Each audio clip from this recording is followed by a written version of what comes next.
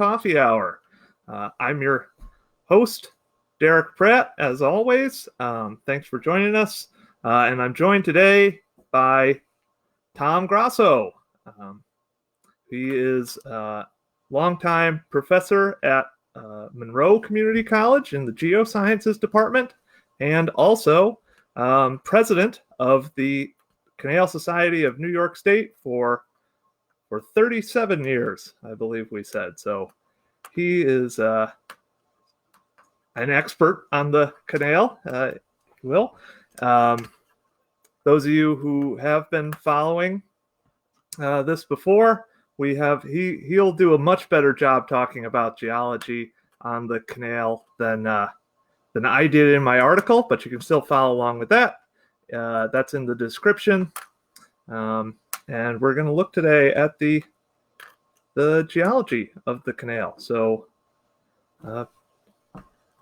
we'll give people a couple more minutes to tune on. I see we've already got 6. Say hi in the comments, maybe where you're watching from. Okay, we're up to 9 already. Great.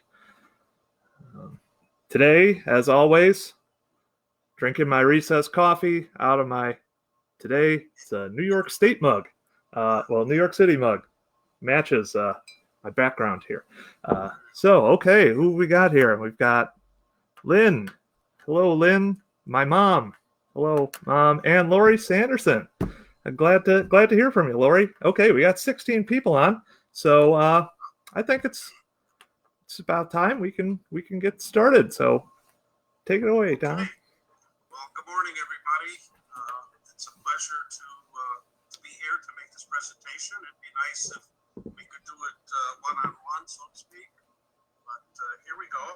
Hope it doesn't take too much of your time, but it's a lot easier for you to cut and run, than when you're in person, when you get up and you walk out. So we're going to talk about a lot of things here, mainly with the route of the Erie Canal and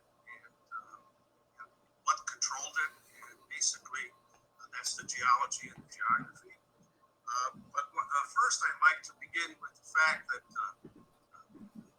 the canals around the world, and the Erie, of course, included in that, is one of the few artificial creations of humankind that's in harmony with nature. It looks as though, such as this image here near Medina, that it always belonged. I would argue that when the canal came along, it actually improved the countryside. It is a resource that adds greatly to the quality of life, our quality of life. You could use it in so many different ways. You don't need a boat like that to enjoy it. You could hike it, bike it, rollerblade it. Here, this scene in Pittsburgh, New York, concerts are given in the summer on Friday evenings. The bike trail is here. There's a gelato store right there. There's restaurants just to the left of that. There's an office building.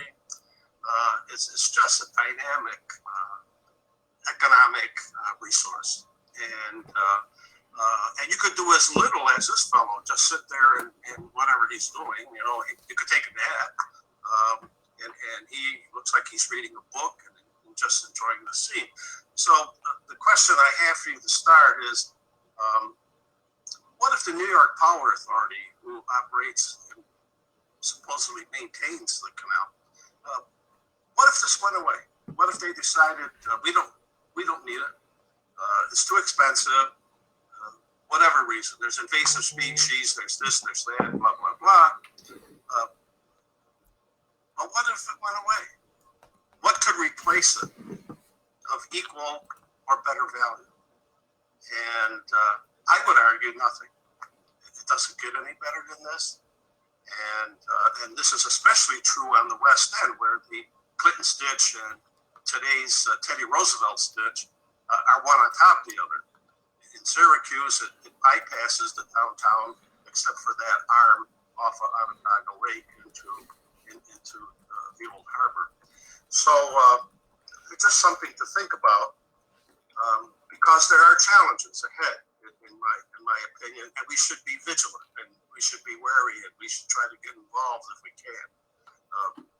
But anyway, let's move on with what I think is fairly important, and that is today's Erie Canal. Erie Canal is a different species of Erie Canal compared to Clinton's Ditch, and it's not just size, as this image shows. I mean, it was a massive enlargement. It eclipsed all the other enlargements before, and but that's not the only thing that makes it a different species. It's still a waterway from the Lake Erie to the Hudson River, true, but it's a different kind of Erie Canal. Back in the old towpath days, the motor had 4 legs and the fuel was hay. That's a different story here at Little Falls. So locks are electrically operated, not manually. New kinds of vessels. The towpath is gone. And there are many more reasons, but that's not what the talk is about. But I'm hoping to convince you that you agree that Teddy Roosevelt's ditch, today's Erie Canal, is a different species of canal. Here, the view at Little Falls, where the canal is in a canyon, basically. More about that later. But this rock here, and that rock there, and other exposures that are in the shade you don't really see, that's Adirondack age rock. And we're going to have some more to say about that. But if things were normal, if everything was the way it should be, Adirondack age rock at about 1 billion years old should be somewhere like 700 feet below the surface. And yet, here at Little Falls and one other place that we'll talk about, this old Adirondack type rock is at the surface. And why? And how did it get to the surface? And what's the consequences of that? So this is what we're going to do. Excuse me. We're going to start here at the lower Mohawk, talk about the problems there. Schoharie Crossing, not because there was a problem, but because that's probably the best place to study and see and walk along and touch and feel all of Erie Canal history basically in one spot. In my humble opinion, it's the best place for the Erie Canal to be seen in the field, is that Schoharie Crossing. Then to Little Falls, which we just saw a little glimpse of with that motor ship that incidentally the Canal Society saved from extinction. That thing was going to the junkyard, and we saved it at the last minute, and it's now somewhere near Albany. Some words about Syracuse, because it's important. Note, and you're there. To ignore Syracuse would be a travesty. Everybody would just click off, and meeting and go away. But notice this, another thing about today's Erie Barge Canal compared to the old towpath, the 19th century canal. It's in a different location throughout central New York, shown here by the dotted line. And then a word or two about Port Byron and Montezuma. Over to the Great Embankment. This feature made possible this interior route that you're looking at, because at one time the thought was, if there was going to be a waterway to the Midwest, to the interior of the continent, it should go up the Mohawk, down the Oswego, along, and then transfer to lake vessels to some point near Lockport, today's Lockport, and then the canal here only, because no one knew much about this interior part of the country back before the Revolution and just after. So this was key to providing a route south of Lake Ontario and free from those pesky Canadians who would come across and do some funky stuff on our canal. And then over to Lockport, and if time permits, maybe a word or two of Buffalo. So here we go, starting at the lower Mohawk. Two big problems here that had to be overcome. Number one, during the Ice Age, the last Ice Age, there was more than one. During the last Ice Age, the flow of the glacier gouged out the Hudson Valley. I tried to show that with these blue lines here. You're supposed to get the impression that that's a deep and wide valley. And so a U-shaped trough. And the Hudson River inherited that U-shaped trough. But the problem was the sides of it were very steep and high, hundreds of feet high, a couple hundred feet high. And so the first problem is getting the canal up the side of this steep U-shaped profile. And word about that. Then after that, heading west is the post-glacial gorge of the Mohawk. And from Crescent here, where the lower Mohawk Aqueduct is, to Rexford, over there, the old Erie Canal, an artificial river, is in a deep canyon, is in a deep gorge. So it runs headlong into the jagged fangs of this canyon, and how to get it through the canyon, number one. The other thing I like you to think about is from Rome, New York, through Utica, Little Falls, Canajoharie, et cetera, Schenectady, the canal is on the south side of the Mohawk.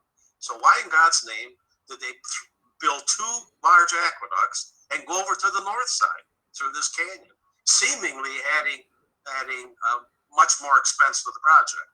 One myth out there is that Saratoga County, you've crossed into Saratoga County once you get to the north side. Saratoga County wanted the canal, and they lobbied like heck, and they did all kinds of stuff. And the state finally relented and said, "Here, you can have your canal." No, wrong. So let's do the climbing, what I call climbing a staircase, and then to the aqueduct. There's Cohoes Falls, an indication that the side of the valley is steep. That's about 70 to 80 feet high, but there are ridges, rifts, rapids, and even more upstream. To the right is the city of Waterford. On the south side is Cohoes. So we're looking west towards Syracuse in that view.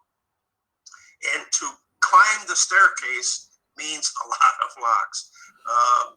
And we won't go into a lot of detail, except this is the Clinton's Ditch route, the first Erie Canal, shown in the dotted red line. There was about 19 locks. When they built the second Erie Canal, the enlarged, they took a different route. And this had 16 locks to get up to the level of the aqueduct, which is there. And then comes Teddy Roosevelt's ditch, and the heck with the teens, we're going to do it only with 5.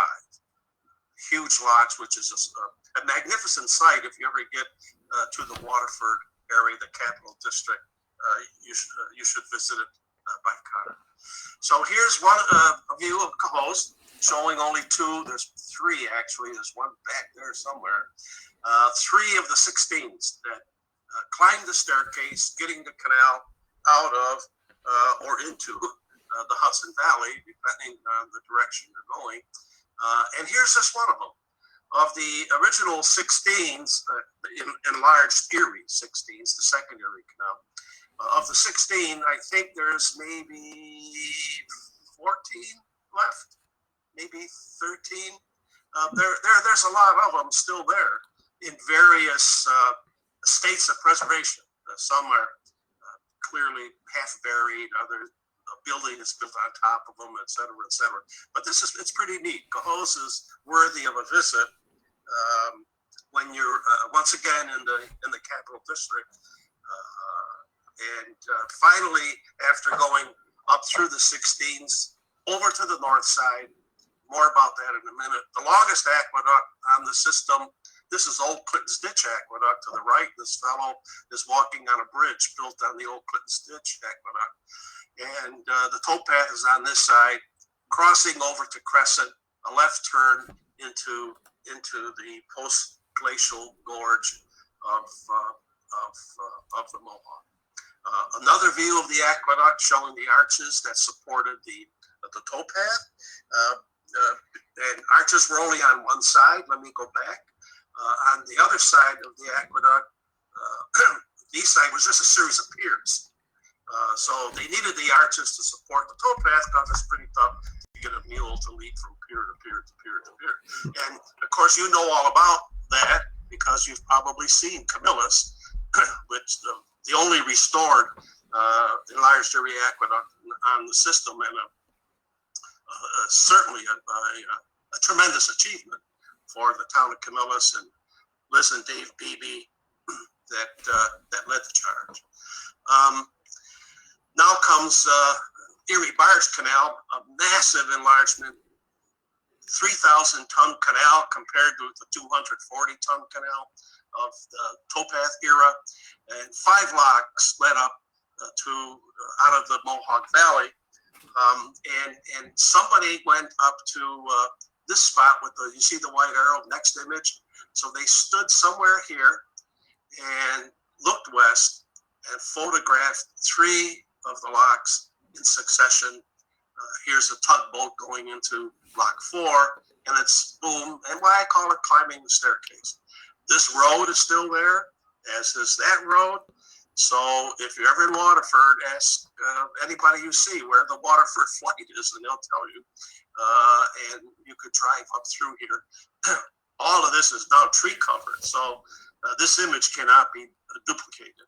So it's to me just a tremendous place. And standing on Lock 6,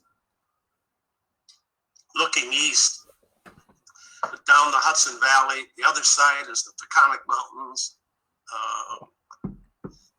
It doesn't get any better. This is what if it went away? What could replace it? And this is all about at Waterford what the Erie Barge Canal was about. And that ship I showed you in the beginning at Little Falls, there it is in action back in the 40s, and all kinds of tugs and barges. Note these 2 bridges here in the background. Today, it looks, there's one of them, the other one to the right. Today, Waterford looks like that. It still has commercial traffic, not as much as it did back in the 1950s, but it's a wonderful place. And every year, the first weekend after Labor Day, every year is the tugboat roundup, and it's really fantastic. You get to see these older historic tugs and all kinds of stuff going on, entertainment, food, a canal festival. So it's worthy of a visit. So there's the post-glacial gorge of the Mohawk, just blasting through all this rock, pinning the canal to the side, well above the Mohawk, because they were aware, even back in Clinton's ditch days, they were aware of the Mohawk can go wild at any minute, especially in the spring when the snow melt and so forth. So there's the towpath. There's all kinds of action going on here. I suspect this is barge canal construction, and they're building Lock 7, which would be located to the left of this image. And then we continue on towards Rexford, going towards Schenectady. And again, another view of this canyon, and why did they put it on the north side. Today, one can get up to where that building is and look west towards Schenectady, and that's the view. What's left of the Rexford Aqueduct is there, and there's another little chunk right there. But you're looking at the reason why the canal, the old canal, was on the north side of the Mohawk, why they went through the canyon on the north side and not the south side. And it's right here. The south side's in shade. They put the canal on the north side because it's in sunlight. Snow melt is earlier, so they added weeks, maybe perhaps nearly a month on each end, fall and spring, to the navigation season. And that was the real reason they did it, not because where I'm standing here in Saratoga County had a hissy fit and decided they wanted a canal. There's the Rexford Aqueduct in action. These vessels are called double headers, back to back, being towed or sometimes pushed by a steamboat like that one is. So there came a time when one side of the old Erie Canal locks was lengthened, and you'll see that as we go along. So it would permit a double header to enter without uncoupling, and they could lock up or down. And now we go to Fort Hunter at Schoharie Crossing, and this is a place if you haven't been yourself, but especially if you get company out of town or what have you, definitely try to get to Fort Hunter, the Schoharie Crossing State Park. It's just fantastic. First of all, there's Clinton's in water with the Clinton's Ditch Lock. Then there's the secondary canal, Lock 28 and 29. Then there's the Schoharie Creek Aqueduct. It's only partial because of collapse and so forth, but there's a Schoharie Creek Aqueduct. So the second generation Erie Canal is well shown. And then there's the dam with a road on top of the dam. You could drive across one of these unique Mohawk dams that you're going to see momentarily and go to Lock 12. So you see Erie Barge, you see the second, you see the first Erie Canal all in one spot. You could walk it. There's a bike trail if you wanted to bike it. And these things were the old quarries that they used to get the stone to build the locks and in the aqueduct and so forth.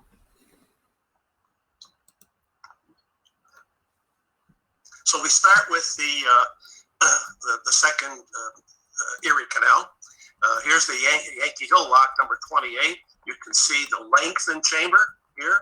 So that's double long. So they could get those double headers and they can lock them up or down using just one side. But what's really neat about the Yankee Hill Lock is in the face, we call this the island. The island is that part where the lock tenders had a shanty and so forth, but it's between one lock chamber and the other. And in the face of the island is the only lock that has a nameplate. And it's pretty neat. I guess the guy's work, as he should be, 1841. And, it's there's nothing like it on any of the Erie Canal or any New York State Canal that had a nameplate on it. Here's the Clinton's Ditch Lock looking west. Right alongside that is the enlarged Erie Lock 29. And there's some interpretation, as you can see right there. So anyway, this is worthy of a visit. There's the aqueduct as it was some years ago. That's a scan from a slide. You could tell just from the quality of the lack of quality of the image.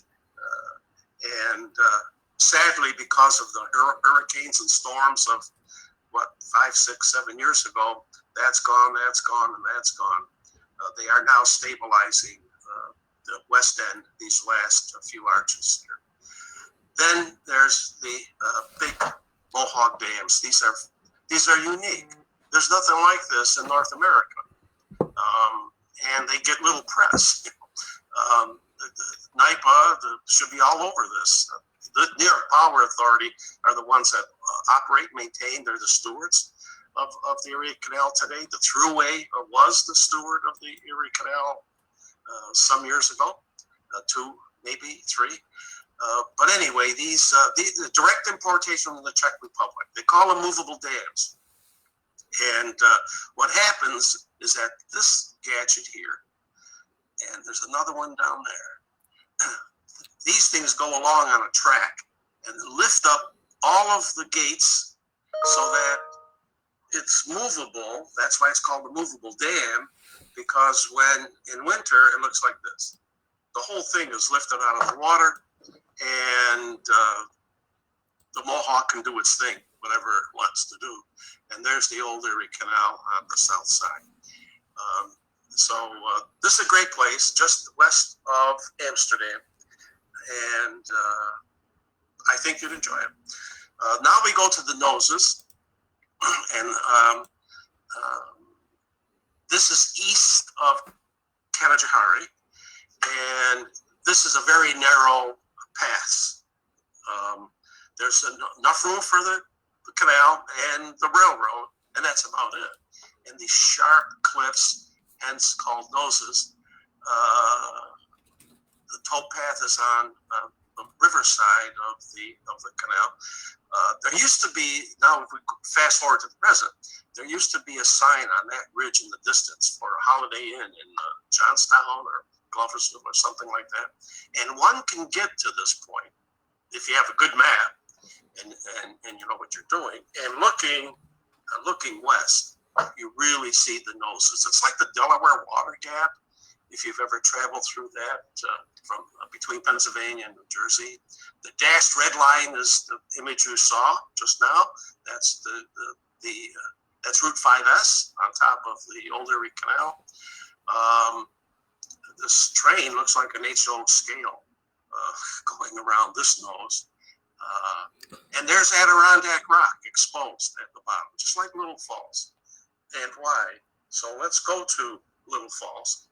And you can see the exact same feature at Little Falls. Notice how wide the valley is in the distance. So it's wide there, narrow like a canyon for a short distance, then widens again. So here's a map. Focus on the red circles for now. So this is just a cartoon. There's no attempt at scale. It's just to show that the valley is wide. The Mohawk Valley is wide. But then there's a few places like the Noses and Little Falls where it's narrow. And the reason for that is the Mohawk is just crossed. It's coming off the Adirondacks. There are a whole bunch of faults. And you could see some of these if you know where to go. I mean, right up close. But what happens along a fault such as this one side goes up, the other side goes down. On the up side of the fault, old Adirondack, 1 billion-year-old rock, comes to lie right against weak shale that's much younger. It's called the Utica Shale, as shown there with that pointer. And so you could literally, near Little Falls, have 1 foot on 1 billion-year-old rock, the Adirondack, hard, tough stuff, and the other foot on weak Utica Shale.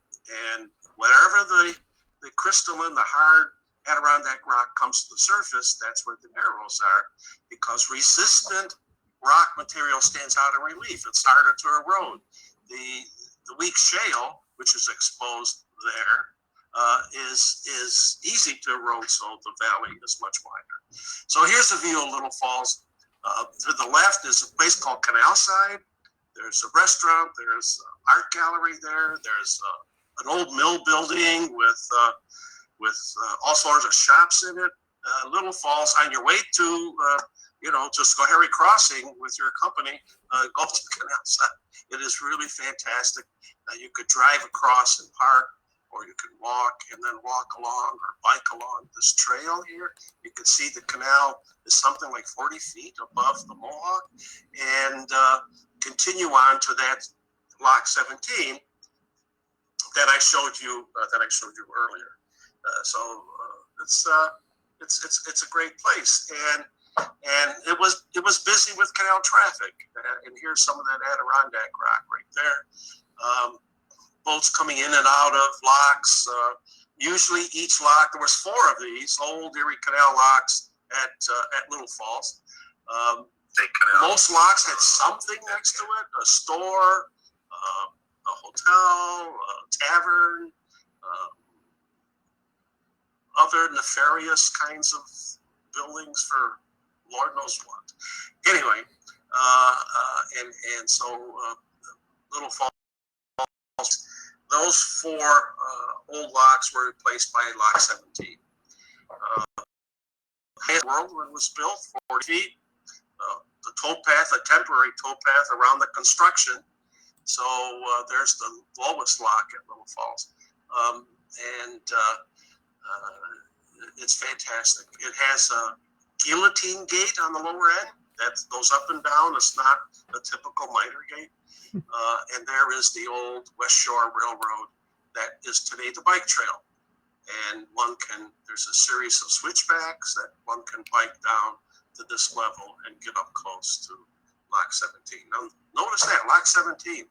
On today's canal, Lockport has the highest lock. That's Lock 35. So do the math. That Little Falls is about 1/4 the distance to Buffalo. But between Albany and Little Falls, there's half the locks are consumed. And just getting to this point, it tells you something about the lay of the land, I think. And there's another view of the lock.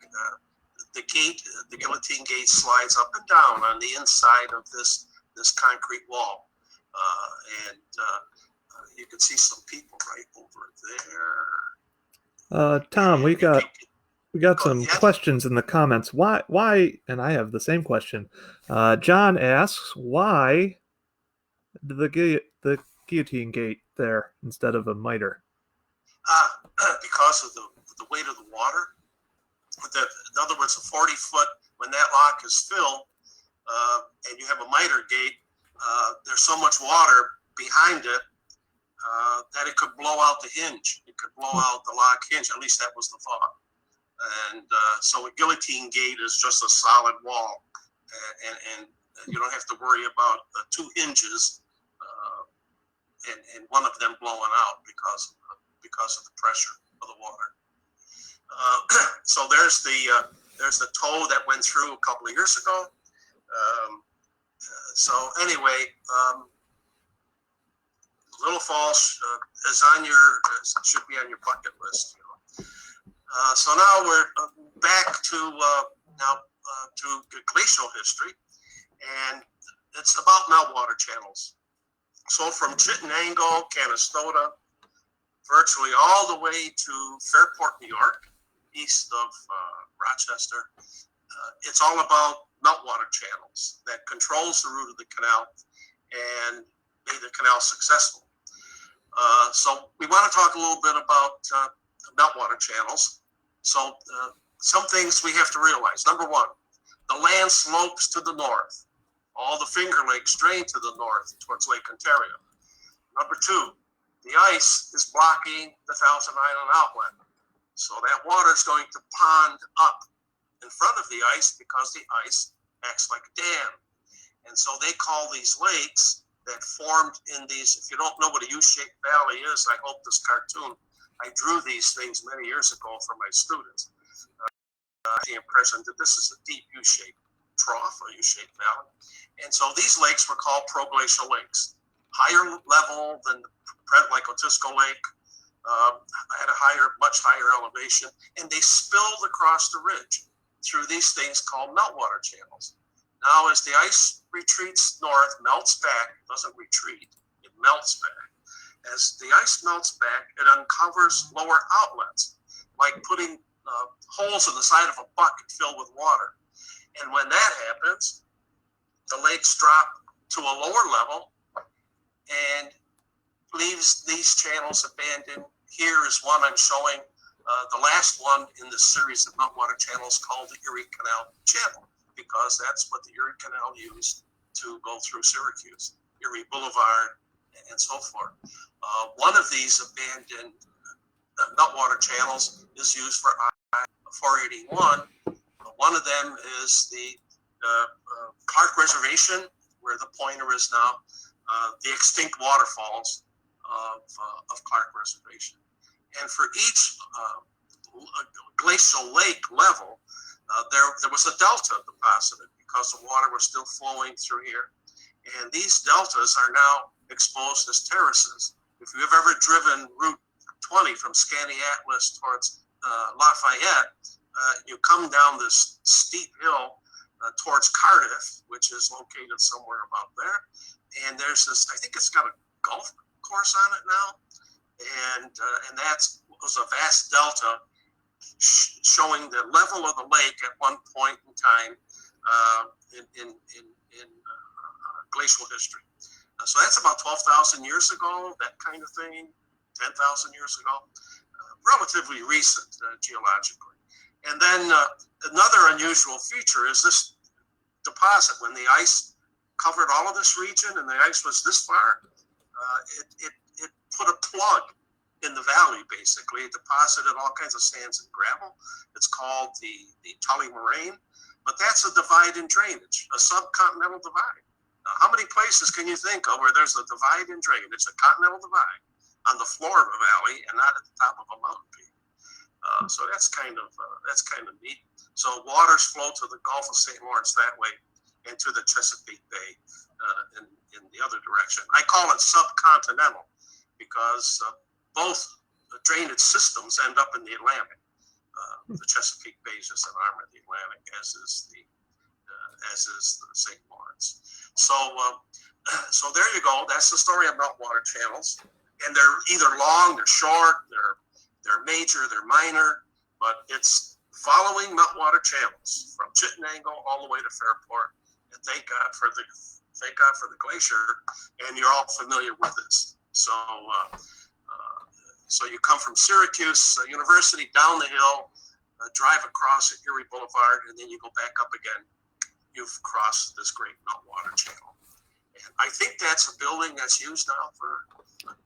I feel like I've seen it before. I don't know. For a wonderful museum, and why we're all here. Oh, another why the Erie Canal today is a different species. Here you go. I mean, some man had to push and pull and tug on that beam to make the lock gates open and close. There was no electrically operated lock gates and so forth. Another feature that, to me, makes today's canal a different species. Speaking of locks, real quick, here, Tom. Thank God for Henry Leroy Fairchild of the University of Rochester in the early 20th century, one of the giants of glacial geology in New York State, if not the world. I exaggerated the route of the Erie Canal. I put that in last night around 10 o'clock or something. Anyway, he highlighted them in greed for us, especially if you don't, reading contour maps is the problem. But all these brown lines, they're bathtub rings. So they're,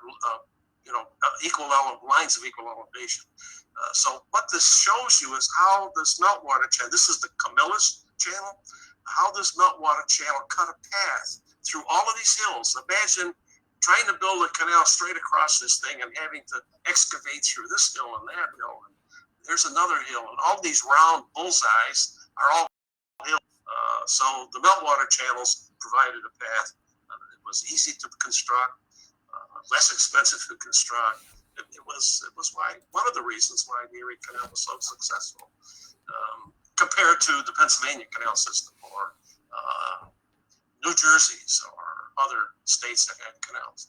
So now on to, I assume you've been to Camillus, so I didn't put an image of Camillus, but again, a fantastic achievement, by Liz and Dave Beebe that led the charge, and I don't know why this thing keeps popping up, but in the last 2 weeks. Anyway, so just a quick mention of the Port Byron Old Erie Canal Heritage Park. It is the most unusual, it is the most unique site in all of America because you can get to a destination from an interstate highway, and it's the only place in America where you can do that. You have to get off, take the local roads, and then you can get to your destination, whatever it is, a monument, battlefield, what have you. And it's so accessible from Route 31, which is here in the distance. So the visitor center, and there's more to it. There's the old Erie House Saloon, built by Italian immigrants. The blue dash lines is true vertical, and the thing was it's leaning. It's like the Leaning Tower of Port Byron, and the thing was ready to fall apart. But after 23 years of working at this thing, we converted it to the way it used to be. So there's the Erie House Saloon, and I haven't been there. Hopefully you can't. I don't know if you're going to be able to get there this year though, at the rate things are going. And it has the lock. Today it's just all the stone. The wood is gone. The gates are gone. It's a dinosaur skeleton. All the flesh is gone. But what's important about this lock, amongst other things, it's the last drop of Lake Erie water. So just think about that for a second. From Buffalo on Lake Erie, all the way to Port Byron, nearly to Syracuse, all of that water came from Lake Erie. So it's downhill all the way to Fort Byron, and that again tells you something about the lay of the land, just like Lock 17 tells us about. Teaches us a lesson about the lay of the land, because more than half of the locks were just between the Hudson River and Little Falls. But we continue on to this major meltwater channel, which from Clyde, Lyons, Newark, Elmira, Fairport, the route of the canal went right through this fantastic meltwater channel that, as long as the Thousand Islands were dammed up with the ice, that all of the Great Lakes came cascading through this river into a young Lake Iroquois down the Mohawk to the Hudson and the Atlantic. This portion of Lake Iroquois eventually would lower, and the mud puddle left behind from early Lake Iroquois is called Montezuma. And there were all kinds of, I think, myths about it. Was difficult. There's no doubt about it. There was a lot of sickness, no doubt about it.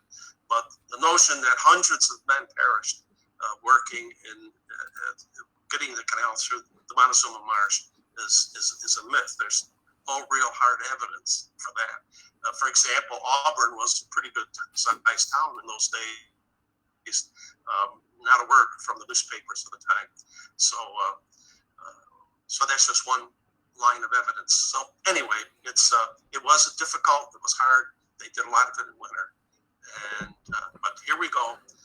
From there, now we go to just the other side of Fairport, between Fairport and Rochester, getting the canal to go downhill all the way to there. And there's a valley 3/4 of a mile wide, 70 feet deep, 80 feet deep, something like that. It's a U-shaped glacial trough with Irondequoit Creek at the bottom of that thing. And that's the story of the Great Embankment. After that, a word or two about the Niagara Escarpment, over which Niagara Falls plunges. It's a cliff, basically. An escarpment is a cliff, a ridge, whatever term makes sense for you. And it also accounts for the waterfalls and the gorge at Rochester, as well as Walcott and other places. So I put this in for Derek because we were talking about Lake Iroquois about a week ago. So when the ice pulled back some more, it left more room. That meltwater channel was abandoned, and Lake Iroquois then extended all the way across the upper part of New York State. It was the precursor to Lake Iroquois when the ice melted back past the Thousand Islands. Lake Ontario formed. So here's the story of the Great Embankment. You're looking at a map here of the floor of the valley, and James Geddes, I think town of Geddes is named for him. He was from Syracuse. He came along and discovered what he called ridges of sand and gravel on the floor of the valley. Here's a ridge, there's a ridge. The side of the valley is here. The other side of the valley is there. But right there on the floor of the valley, these are ridges as high, or approximately, as high as the valley is deep. Okay, the ridges are as high as the valley is deep. So he said, whoa, voila, we don't have to worry about how we're going to get across the Irondequoit Valley on a level. Remember, you got to go downhill from Lake Erie, not uphill. So they wanted to cross this 3/4 of a mile long valley on a level. And there it was, glacial deposits, a ridge here, a ridge there. And if we engineers could fill in the gap here with artificial fill the gap here, fill the gap there across the creek, but you better put a culvert underneath to get the creek to go through. Wow, we could do this on a level. And they did. When the Erie Barge Canal came along, the fish hook, as it was called, was way too sharp, so they took a whole new route, and they went right across the valley. They took around Coy Creek and moved it out of the way, just pushed it out of the way.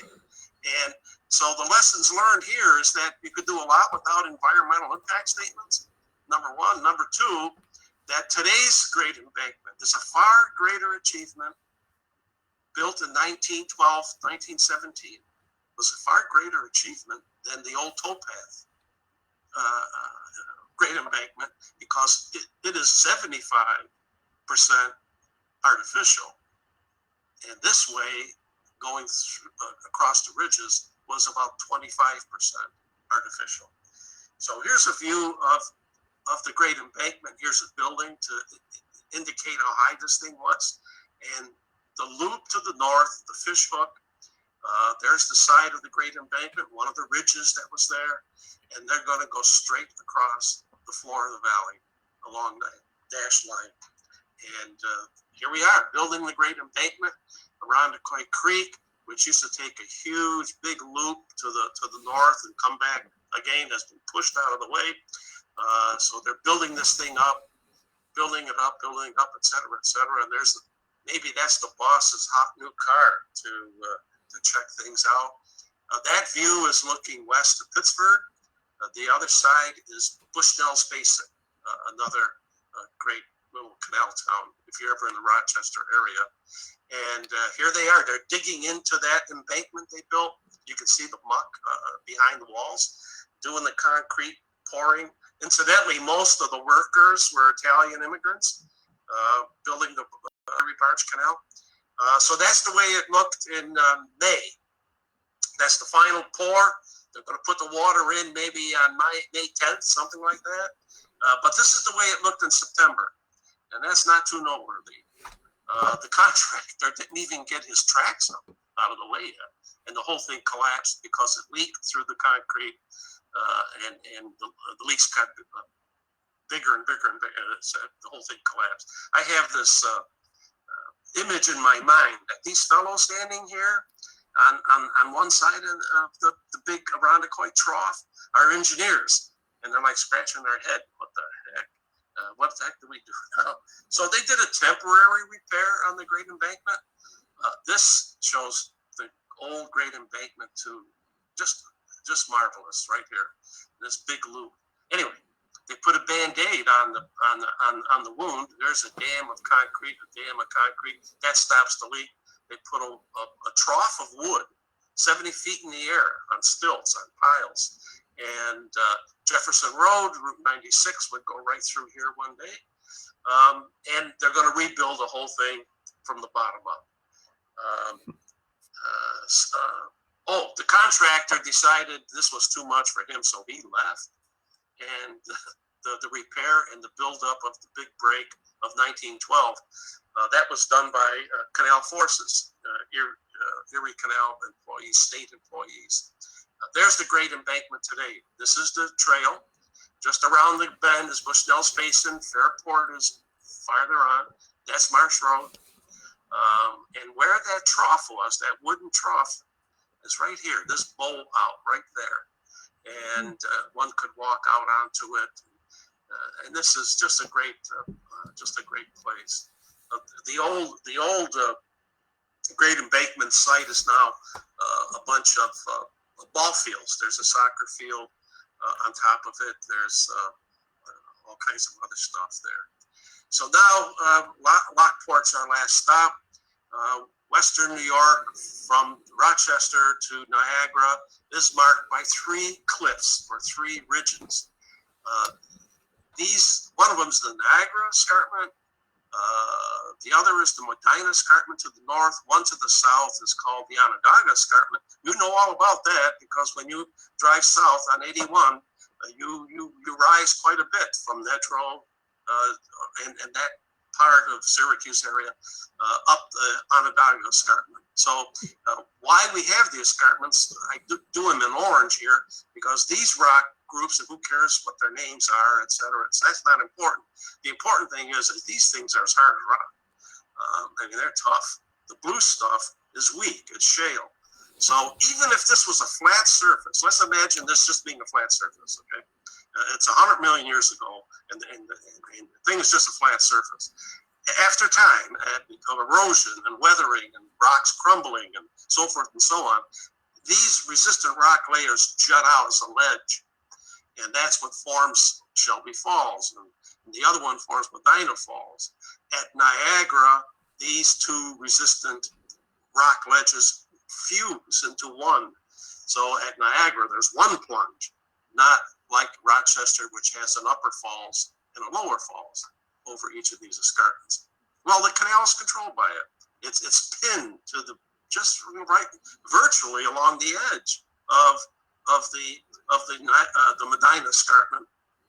Some people just call it the second step of the Niagara escarpment. But anyway, who cares what you're calling it? There are two distinct ridges in western New York. Now, problem at Lockport, the Niagara escarpment is a few feet higher than Lake Erie, and the water. So there are the numbers.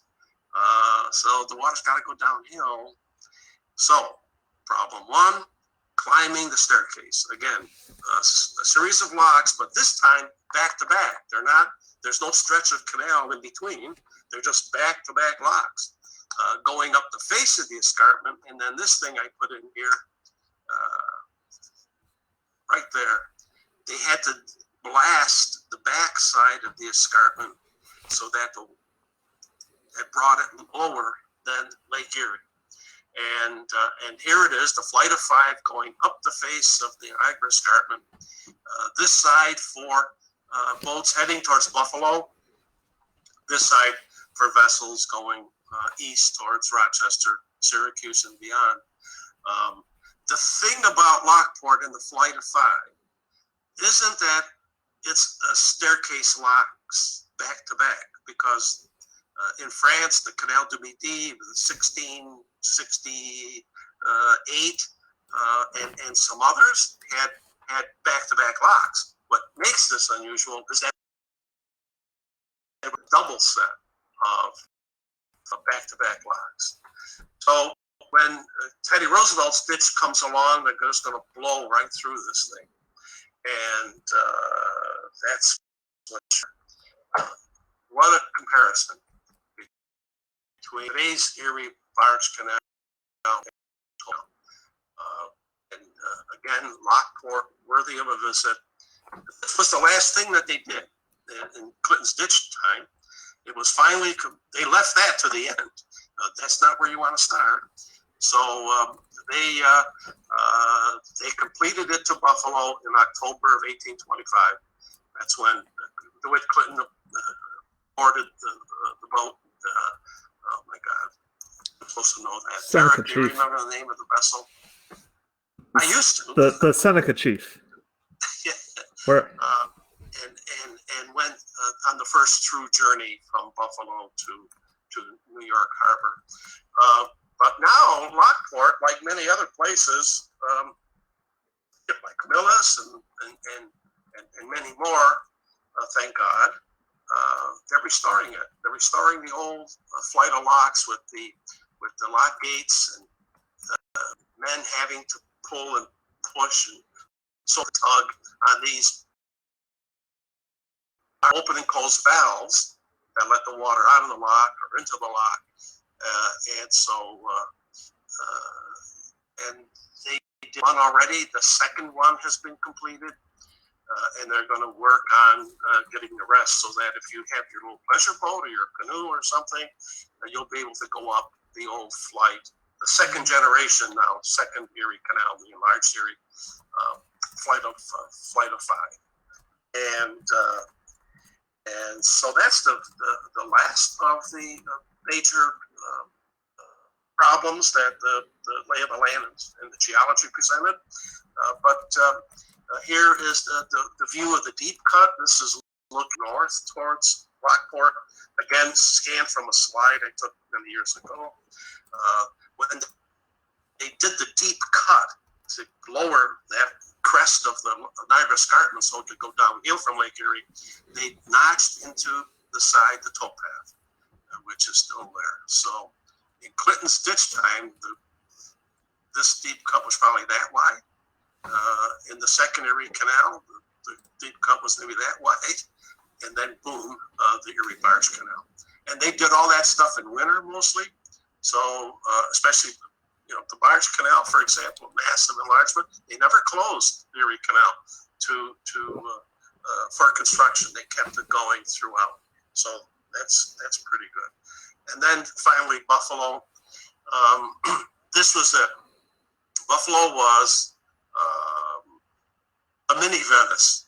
And when Clinton's ditch was completed, there was only one connection coming down here, turning into something called Commercial Slip. This was the only connection to Buffalo Creek or river, which then went into Lake Erie. All this other stuff happened later. But the point of this is this little piece right here, that T, is the birth of America. This is where Cleveland was born. This is where Detroit was born. This is where Chicago was born. And Duluth and so many towns, villages, and cities of the Midwest.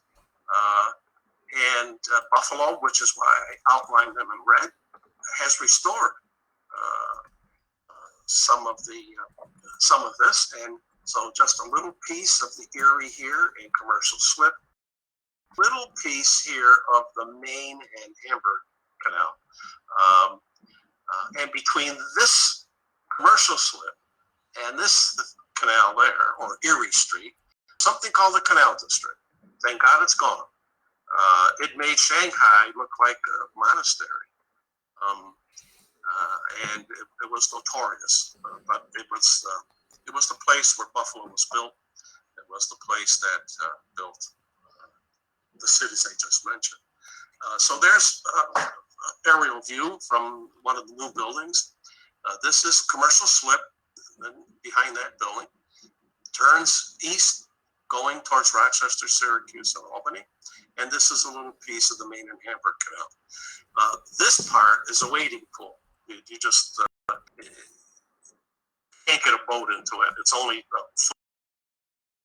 but they have events down here. It's a major attraction. These bridges are exact replicas of the bridges that were there in the 1890s and so forth. And the notorious Canal District was where these cars were parked. And those buildings in the background. So there you have it. The story of the Erie Canal, the difficulties they had to overcome, and some of the wonderful, marvelous things that are going on today to make it come alive. And there's much more to do. And again, just a cautionary word of the canal could and maybe have some problems in the future. And so we're hoping to stem that tide and begin a campaign to preserve it. So anyway, there you are. I don't know how long that took. Was that too long, Mr. No, it was perfect. Yeah, we're coming into an hour here. If anybody has any questions for Tom, please leave them in the comments. I've gotten a few. The guillotine locks were very exciting for everybody. Are there any more on the canal? One person asked. Okay, that's the only one? Correct. No, they're very common on European canals. They, especially in Germany, they have a lot of those on the Rhine and other canals. Okay. There may be in the West, Oregon or Washington, along the Columbia River. They have guillotine, but in New York State, no. Okay. We do have one of your former students, at least one of yours, has been watching us. He commented. Trying to find him here. Patrick Ramon. Yep. Okay. He's watching. A lot of people enjoyed the Canal District. Someone wants to know if do you have a time machine where we can go back to visit the Canal District there?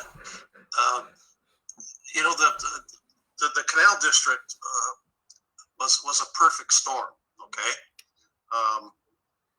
you had canal boatmen coming back from New York. They just got paid. Okay, you had lake freighters coming in with their sailors, and they just got paid. So you got a couple of groups of guys here that hated one another. Okay, they had pockets full of cash and lively libidos. What could possibly go wrong? And it was,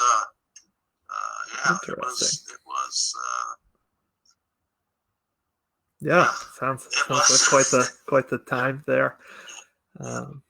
Someone asked about the middle of the canal is filled with drainage water. I don't exactly. Paul. Could you specify what you mean by this question? I believe he's asking about how the middle section got its water. Oh, okay. Right. The middle section being correct from Syracuse, from Rome, let's put it that way, from Rome all the way to Port Byron. Thankfully, there were lakes to the south, like Otisco Lake, Owasco Lake, and Skaneateles Lake, at a higher elevation than the Erie Canal, because again, the land slopes to the north. So the outlets of these lakes flowed north, and they would tap into them. They would put a small dam on these outlet creeks, raise the water up, whatever they needed to, and then dig a ditch around the dam into the canal, and with a gate on one end, open up the gate, and the water would flow through that feeder, they call them feeders, through that feeder canal into the main Erie Canal and fill it with water. So it came from the south, the Finger Lakes, basically.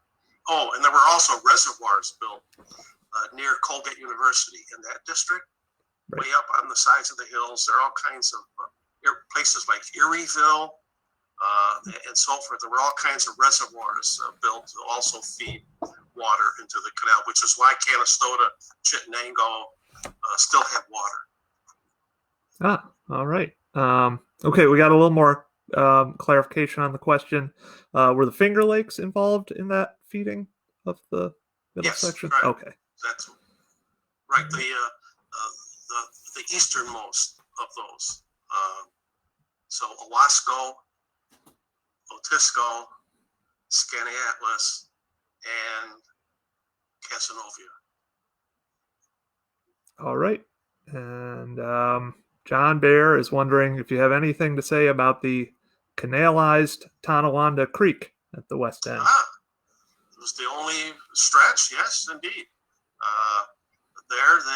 A dam was built at Tonawanda on Tonawanda Creek between North Tonawanda and South and regular North Tonawanda and Tonawanda, and that dam created a pool in Tonawanda Creek with a towpath on one side.